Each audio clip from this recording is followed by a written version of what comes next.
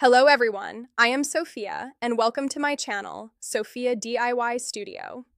Today, we're going to build an amazing miniature construction city using simple craft materials. If you love DIY projects, miniature models, and creative building ideas, you're going to enjoy this project. Let's begin by preparing the base of our city. A smooth foundation is important because it helps keep all the structures stable and properly aligned. Next, we're creating the roads and marking the traffic lanes. These small details make the miniature city look much more realistic and professional. Now it's time to add the buildings. Carefully place each structure in its position and make sure everything is balanced. You can use cardboard, foam board, or any similar material available at home. To make the scene more realistic, we're adding construction elements such as a cement mixer, work areas, and unfinished structures. These details bring the entire project to life. As you can see, the city is slowly taking shape.